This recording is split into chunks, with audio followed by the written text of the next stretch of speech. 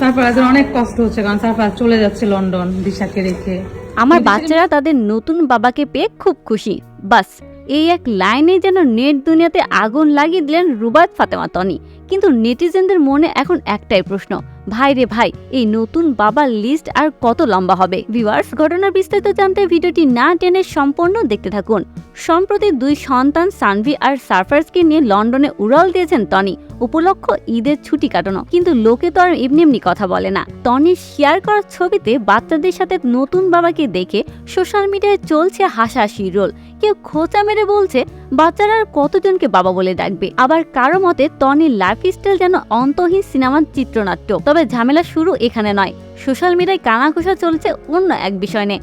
অনেকে তো হলফ করে বলছেন এই ঈদ পালন করা উসিলা মাত্র। টনি নাকি আসলে তার দুই সন্তানকে লন্ডনে রেখে আসার পরিপক্ক পরিকল্পনা করে গেছেন। মা হয়ে সন্তানদের থেকে দূরে থাকার এই গুঞ্জন কি আসলেই সত্যি, নাকি নতুন বাবার সাথে নতুন সংসার সাজাতেই এই বিশেষ মিশন? টনি অবশ্য এসব গায়ে মাখছেন না, তিনি আছেন তার আপন মেজাজেই। তো ভিউয়ার্স, আপনাদের কি মনে হয়, বাচ্চাদের ভবিষ্যতের কথা ভেবেই কি এই লন্ডনের টিকিট, নাকি গল্পের আড়ালে আছে অন্য কোনো গল্প? সানভি সারফরাজের লন্ডনে সেটেল হওয়ার বিষয়ে আপনার মতামত কি, কমেন্টে জানাতে ভুলবেন না। আর সেলিব্রিটিদের এমন এক্সক্লুসিভ গসিপ পেতে সাবস্ক্রাইব করুন আমাদের চ্যানেল স্টার গল্প বাংলা।